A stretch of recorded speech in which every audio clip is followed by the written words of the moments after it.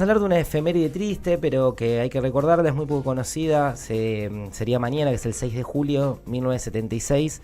No sé si escucharon hablar de la masacre de Palomitas. Es una masacre perpetuada en la dictadura militar, que es en la provincia de Salta.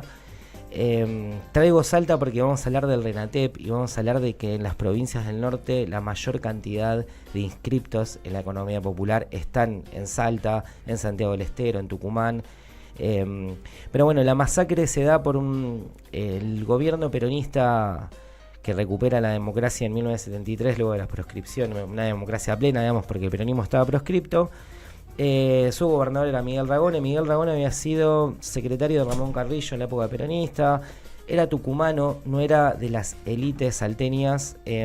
Alguna vez hemos hablado que Máxima, la reina de Holanda, tiene un linaje medio originario incaico, que bueno, el marquisado de Xavi en Salta era, como es como casi feudo, hay 20, 30 familias aristocráticas que definen quién es el gobernador o quiénes son quiénes van a conducir económicamente ese proceso. Bueno, Miguel Ragone formaba parte de la resistencia peronista, es electo gobernador y es la primera vez que hay un gobernador que no es elegido por parte de esa aristocracia. Podríamos decir que es el primer gobernador desaparecido en democracia porque él desaparece unos días antes que empiece la dictadura, el 24 de marzo. Eso también explica que a veces los conflictos nunca empiezan desde el centro, empiezan desde afuera hacia adentro. En 1975 fue muy brutal la represión de la fuerza militar en un gobierno que estaba Isabel rodeada o sin espíritu o cómplice, lo que pueda hacerse, habrá que estudiarlo. Pero allá en Tucumán, en Salta, había un accionar que hoy se conoce como la AAA, pero también hay un accionar de los grupos militares, ya haciendo su grupo de tareas, empezando de mínima, en este caso, apresar a 11 militantes.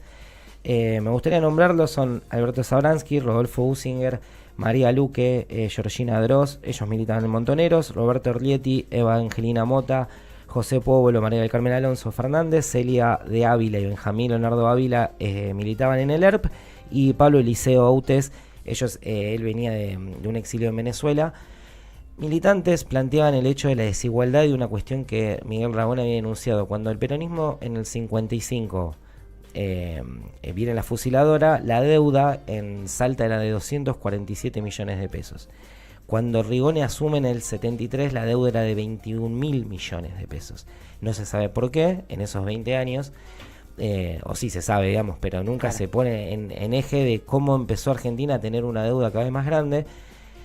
Muy similar a lo que pasa hoy, que en 4 años, cuando le toca gobernar a un espacio político, volvés a gobernar y tenés 46.000 millones de dólares en deuda, cuasi legítima porque no pasaste por ningún lado para pedirla.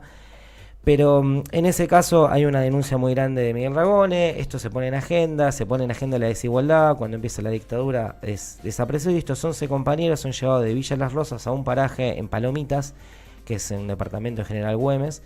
Se simula un enfrentamiento, digamos, son fusilados entre las 10 y las 10 y media de la noche. Creo que aparecen solamente 2 cuerpos y creo que algunos de los genocidas están en cárcel común por cuestiones todavía de habeas corpus que vas presentando y, claro, y no se hace efectiva esta situación de que todos estén no en cárcel común, algunos están presos domiciliario y no está en cárcel común. Pero en ese sentido, la denuncia más grande que se hacía en el norte era la pobreza estructurada, la falta de derechos que había, nuevos trabajos que emergían en esa época. Ya en esa época se estaba creciendo la desocupación, que era del 4%, 3%, ya estaba creciendo. Estaba cambiando el mundo.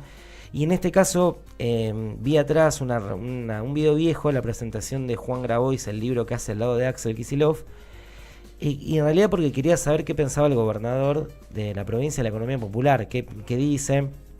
La charla es larga, me sorprende porque plantea, bueno, la economía popular es transitoria, lo dice de buenas formas, se lo plantea a Juan y a toda su audiencia que todo lo que está pasando en esta emergencia, el capitalismo y con justicia social lo va a resolver.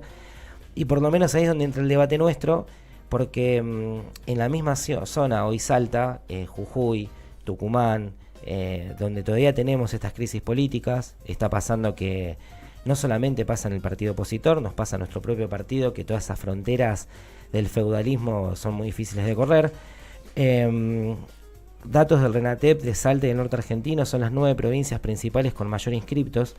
Hay 3,5 millones de inscriptos y a veces hablan del potencial, hay 1 millón de potencial de trabajo. O sea, hay 2,5 millones de personas que no tienen ningún ingreso del Estado, como este salario social complementario se tendría que llamar, y creemos que en el país hay 6 millones de personas que se autoinventan el laburo.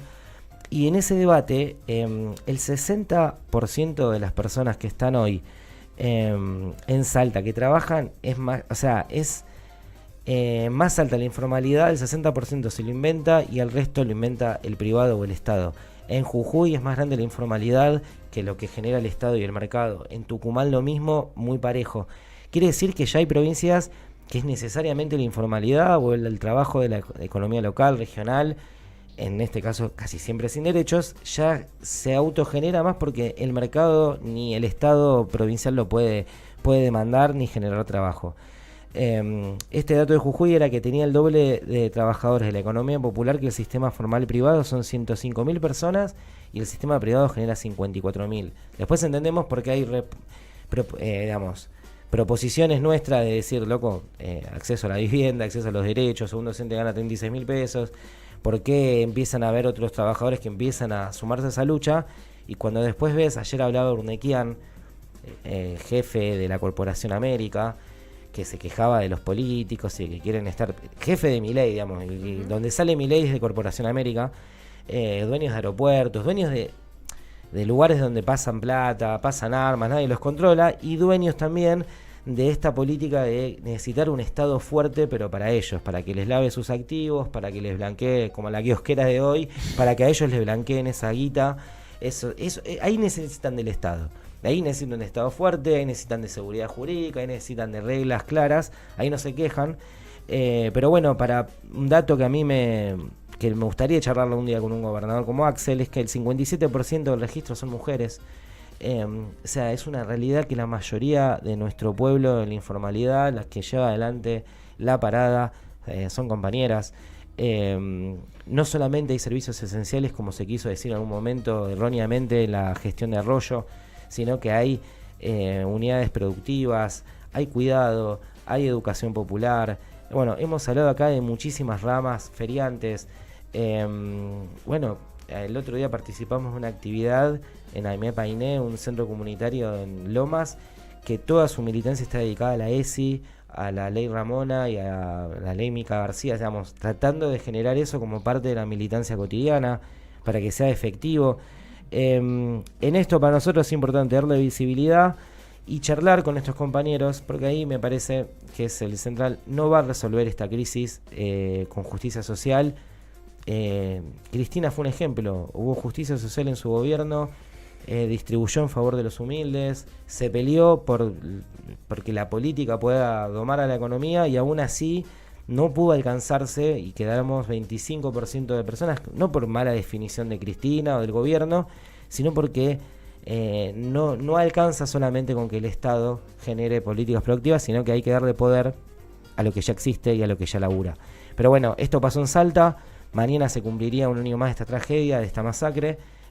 Parte de la reivindicación hoy es la misma. Mis candidatos hoy, por lo menos, uno intenta tener una agenda y otro intenta enamorar, pero nos cuesta salir de la chicana y nada, por lo menos, recién lo preguntaba fuera del aire, cómo está la militancia para poder activar y poder dar este debate que es el acceso a la vivienda, el trabajo con derechos, conectividad a las escuelas, infraestructura en nuestros lugares. Bueno, si cierta dirigencia no lo hace, bueno, por abajo va a empezar a aparecer y tenemos que ponerlo en la agenda. Hermoso, Juanfri, como siempre, clarísimo. Y ya nos vamos a empezar despidiendo porque son las 11:52.